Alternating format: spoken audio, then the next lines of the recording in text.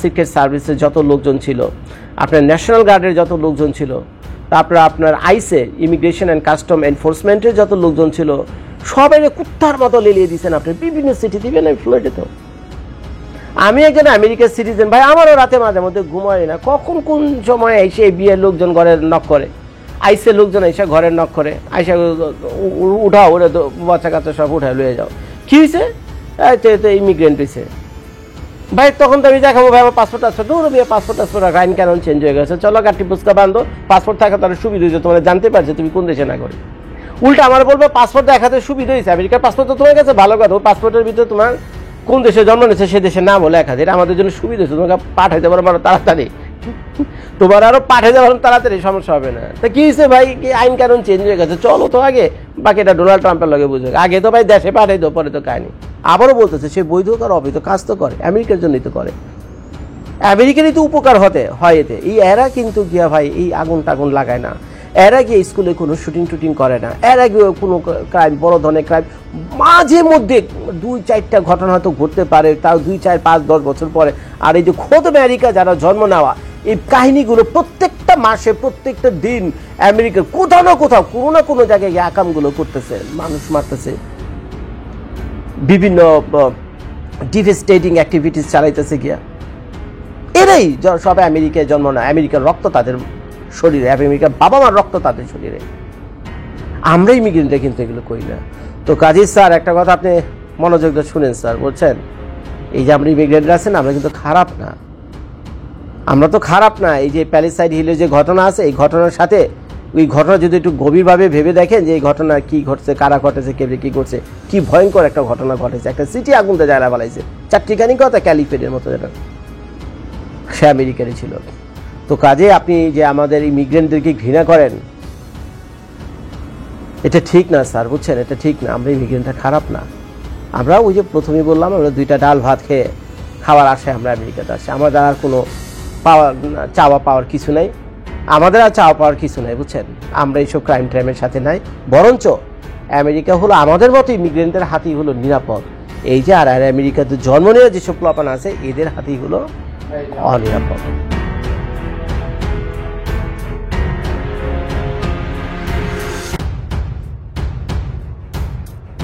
তো আপনারা জানেন আমেরিকার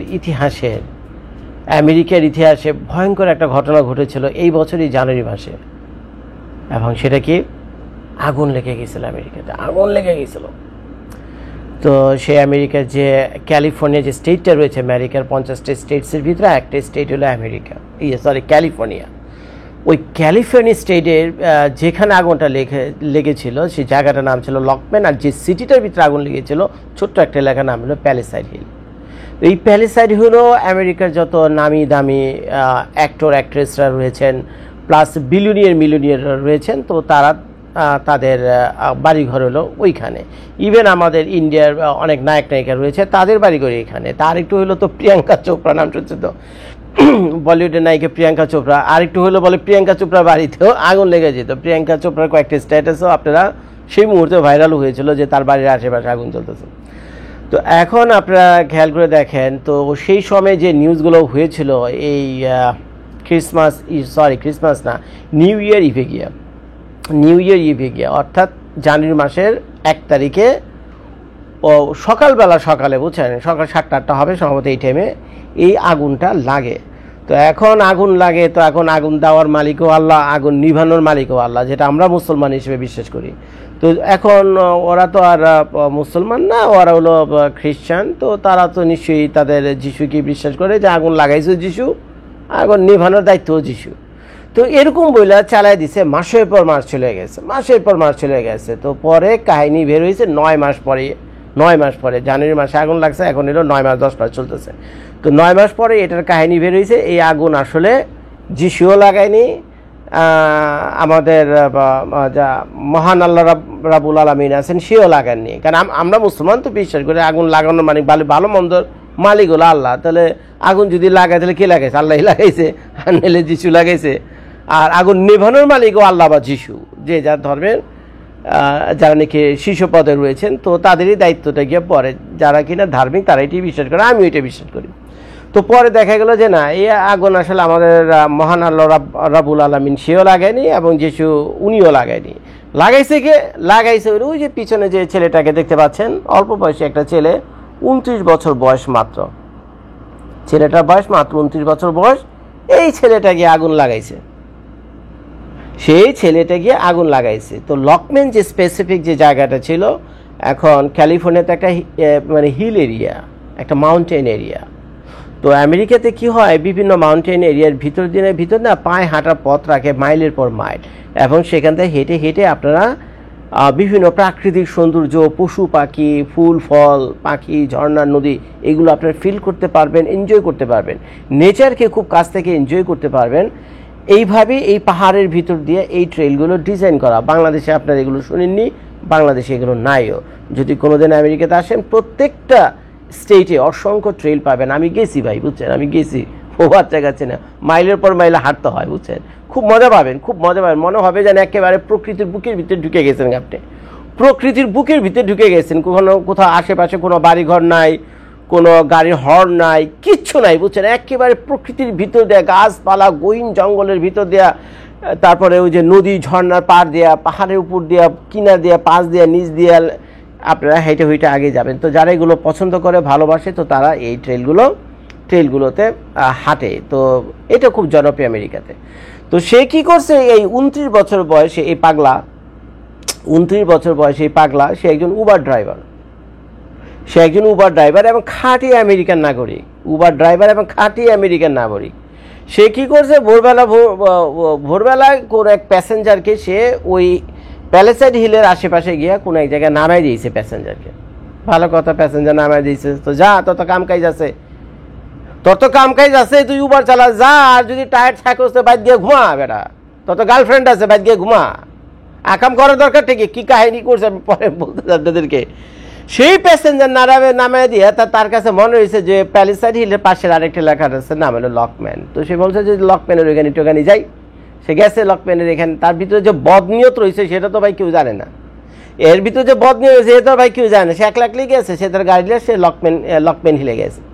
লকম্যান হিলে ওখানে গিয়ে সে তার গাড়ি রাখছে, গাড়ি রাখা ওইখানে সে কি করছে, ওই যে বিভিন্ন রকম গান টান আছে না, আগুনের গান আছে না, যে চারদিকে আগুন লাগাই দেবো, জ্বালাই দেবো, পুরাই দেবো, এই ধরনের র্যাপ সং আছে না।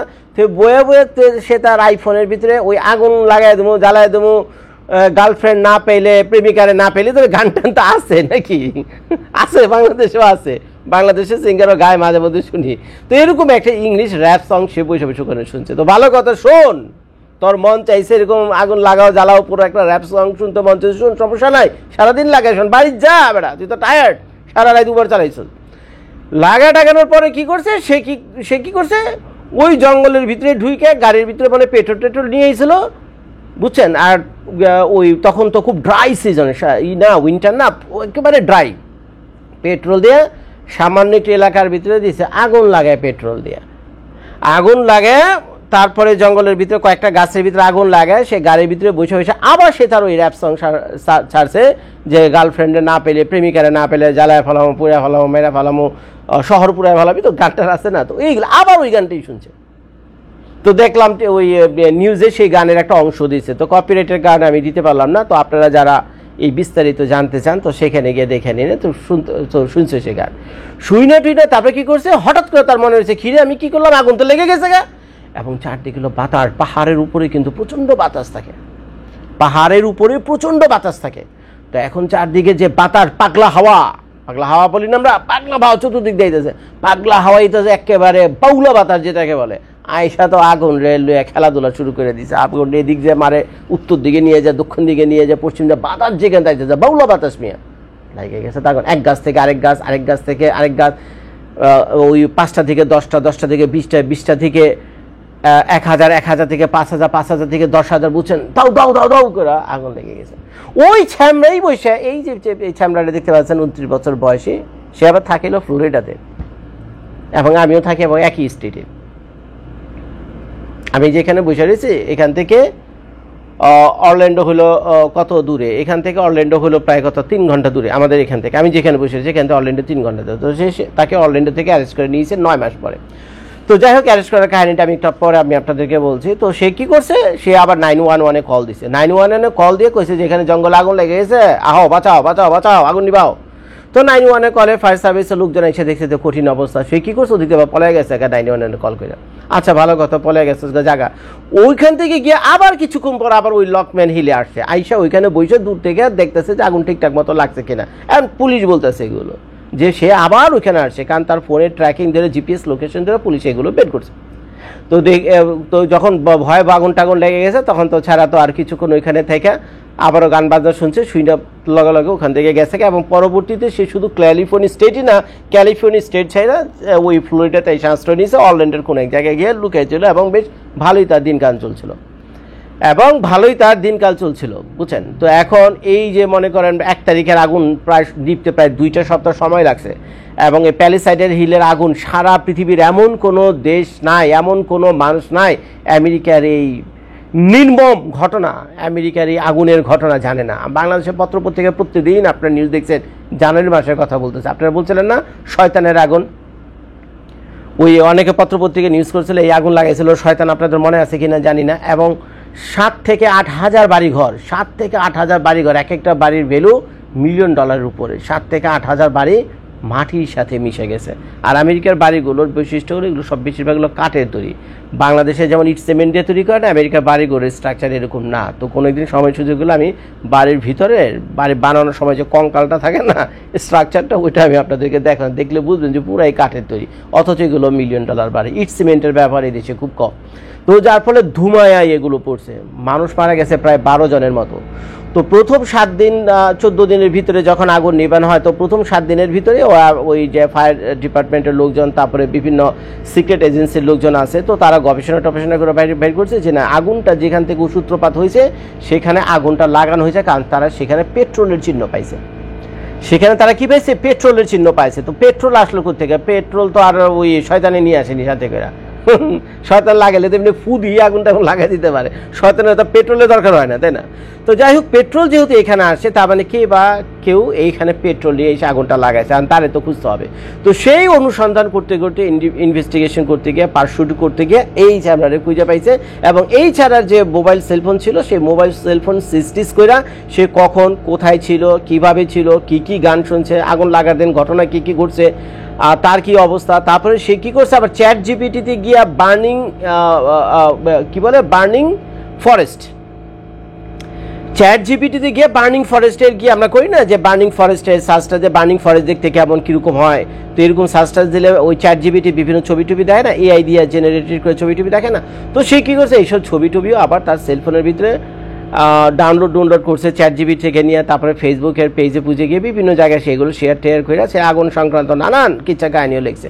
তো এইসব যত সার্কামস্ট্যান্সিয়াল যে এভিডেন্সগুলো রয়েছে, তো এর উপর ভিত্তি করে এই 29 বছর বয়সে এই মেয়ারে ধরে নিয়েছে পুলিশ, যার বিরুদ্ধে অভিযোগ মোটামুটি বলতে পারেন অনেকটা জেনোসাইডের টাইপের। এতগুলি মানুষ মারা গেছে, তারপরে এত হাজার বাড়িঘর ধ্বংস হয়েছে, বিলিয়ন ডলার ক্ষতিগ্রস্ত হয়েছে, বহু মানুষ পথের ভিখারি হয়েছে, বুঝছেন। এইটা তো আর সাধারণ কোনো ঘটনা না, এইটা তো সাধারণ কোনো ঘটনা, পুরো একটা সিটি আগুনে জ্বালায় দিছে, পুরো একটা সিটি আগুনে জ্বালায় দিছে। সেই ভয়াবহ ঘটনা আপনারা জানুয়ারি মাসের নিউজগুলো যদি দেখেন, বাংলাদেশের টেলিভিশন চ্যানেলগুলোতে একের পর এক নিউজ পাবেন যে burning America is burning, US is burning. দেখবেন গুগলে টাইপ করে দেখেন, অসংখ্য ভিডিও আসবে, ভয়ঙ্কর ভিডিও আসবে। তা এখন এই ছাড়ার কিচ্ছা কাহিনী বলা তো আর আসলে আমার উদ্দেশ্য না, এই ছাড়ার কিচ্ছা কাহিনী বলার আসলে উদ্দেশ্য না, যে কারণে আমি ভিডিওটা করছি। তো আমার ভিডিওটা আমার মনে হয় মিস্টার ডোনাল্ড ট্রাম্পের অ্যাটেনশনে আসা উচিত, আসা উচিত আমার এই ভিডিওটা। এখন ডোনাল্ড ট্রাম্প আমাদের ইমিগ্রেন্টটা তো দেখতেই পারে না, মনে পড়ে যেমন আমরা তার সৎ ভাই বোন। ডোনাল্ড ট্রাম্প মনে করে আমরা তার সৎ ভাই বোন, বুঝছেন। সৎ বাপ মার সাথে যেরকম আচরণ করে না, বাংলাদেশের কিছু ছবি টবি দেখেন না, কীরকম ক্যাচাল লাগে সংসারের ভিতরে সৎ ভাই বোনদের সাথে, তা আমাদের ভাই এরকম মনে করে। তো মিস্টার ডোনাল্ড ট্রাম্প আপনাকে বলছে, স্যার মনোযোগ দিয়ে আমার কথাগুলো শুনেন। এই যে আগুনটা লাগাইছে, কয়েক $1 বিলিয়ন আমেরিকার ক্ষতি হয়েছে, 7,000 থেকে 8,000 বাড়িঘর মাটির সাথে মিশে গেছে, 12 জন মানুষ মারা গেছে, এর ভিতরে অনেক ফায়ার ফাইটার্সও ছিলেন। স্যার এরা কিন্তু কেউ ইমিগ্রেন্ট ছিল না। এই যে আগুনটা লাগাইছে, যারা আপনারা ধরে নিয়েছেন, যে আগুনটা লাগাইছে, যারা আপনারা ধরে গেছেন স্যার, সে কিন্তু কোনো ইমিগ্রেন্ট ছিল না। সে মেক্সিকো বর্ডার দিয়ে আমেরিকাতে ঢুকেনি, তারপরে ভিজিট ভিসাতে আইসা আমেরিকাতে রয়ে যায়নি। সে কোনো বাংলাদেশি না, ইন্ডিয়ানিও না, পাকিস্তানিও না। সে বাংলাদেশি না, ইন্ডিয়ানও না, পাকিস্তানিও না। সে হলো খোদ আমেরিকার একজন সিটিজেন, যার জন্ম আমেরিকার মাটিতে। তো স্যার, আপনার মনে হয়তো একটা কষ্ট থাকতে পারে, যারা আমেরিকাতে জন্ম নেয়নি তো তারা আমেরিকার দরদ কিভাবে বুঝবে, তারা আমেরিকাকে ভালো কিভাবে বাঁচতে পারে, এটি তো স্যার আপনার প্রশ্ন। আপনার কাছে সবসময় মনে হয় যারা শুধুমাত্র আমেরিকাতে জন্ম নিয়েছে, আমেরিকার ভালো মন্দ তারাই দেখবে এবং তারাই ঠিকঠাক মতো এটা করতে পারবে। বাড়ি যারা নাকি বিভিন্ন দেশ থেকে আসছে, তারা হলো সবাই হলো বেঈমান এবং গাদ্দার। যে কোনো প্রয়োজনে যে কোনো সময়ে দেশের বিরুদ্ধে গাদ্দারি করবে এবং দেশকে বিপদের মধ্যে ফেলবে এবং দেশের ক্ষতি করবে। এটি তো স্যার আপনার ধারণা। তো যার ফলে কি করছেন আপনি, এই যত ইমিগ্রেন্ট আছে এদেরকে দেশে পাঠানোর জন্য আপনি কি কষ্টটা নাই করতেছেন। আপনার যত সিক্রেট সার্ভিসের যত লোকজন ছিল, আপনার ন্যাশনাল গার্ডের যত লোকজন ছিল, তারপরে আপনার আইসে ইমিগ্রেশন অ্যান্ড কাস্টম এনফোর্সমেন্টের যত লোকজন ছিল, সবাই কুত্তার মতো লেলিয়ে দিয়েছেন আপনি বিভিন্ন সিটি দিবেন। আমি ফ্লোরিডাতেও, আমি একজন আমেরিকার সিটিজেন ভাই, আমারও রাতে মাঝে মধ্যে ঘুমায় না, কখন কোন সময় এসে বিয়ের লোকজন ঘরের নক করে, আইসে লোকজন এসে ঘরের নক করে, আইসা উঠাও, ওরা তো বাচ্চা কাচ্চা সব উঠায় লয়ে যাও। কী হয়েছে? তো ইমিগ্রেন্ট হয়েছে ভাই। তখন তো আমি দেখাবো ভাই আমার পাসপোর্ট আসবে, দৌড় মেয়ে পাসপোর্ট আইন কানুন চেঞ্জ হয়ে গেছে, চলো গাড়ি পুস্কা বান্ধো, পাসপোর্ট থাকা তার সুবিধা হয়েছে, তোমার জানতে পারছে তুমি কোন দেশে না করি। উল্টা আমার বলবে পাসপোর্ট দেখাতে সুবিধা হয়েছে, আমেরিকার পাসপোর্ট তো তোমার কাছে ভালো কথা, ওই পাসপোর্টের ভিতরে তোমার কোন দেশে জন্ম নিয়েছে সে দেশের নাম হলে লেখা, এটা আমাদের জন্য সুবিধা হয়েছে, তোমাকে পাঠাইতে পারো আরো তাড়াতাড়ি, তোমার আরো পাঠাইতে পারো তাড়াতাড়ি, সমস্যা হবে না। তা কি হয়েছে ভাই, কি আইন কানুন চেঞ্জ হয়ে গেছে, চলো তো আগে, বাকি এটা ডোনাল্ড ট্রাম্পের লগে বুঝবে, আগে তো ভাই দেশে পাঠাই দো, পরে তো কাহিনি। তো এরকম ভাই আতঙ্কের ভিতরে থাকতে হয়। তো স্যার, ডোনাল্ড ট্রাম্প দেখেন এই যে ঘটনা ঘটাইছে, সে কিন্তু আমেরিকার মাটিতে জন্ম নেওয়া, যার শরীরে হলো আমেরিকার রক্ত, যার শরীর হলো আমেরিকান বাবা মার রক্ত, এবং সেই কিন্তু এই ঘটনা ঘটেছে আমেরিকার জন্য কত বড় একটা থ্রেটের কারণ হয়ে দাঁড়িয়েছে, কত বড় বিপজ্জনক একটা ঘটনা ঘটেছে। 12 জন তাজা মানুষ মারা গেছে, 12 জন জিন্দা মানুষকে মানে পুড়ে মারা হয়েছে, এবং এর পিছনে ছেলেই দেয়। ওই যে ভিডিওতে দেখতে, ওই যে ছবিতে দেখতে পাচ্ছেন, কত মানুষকে পথে বসে সে আগুন দাউ দাউ দাউ দাউ করে জ্বলছে, দিনের পর দিন দাউ দাউ দাউ দাউ করে চলছে। সে কিন্তু ইমিগ্রেন্ট ছিল না।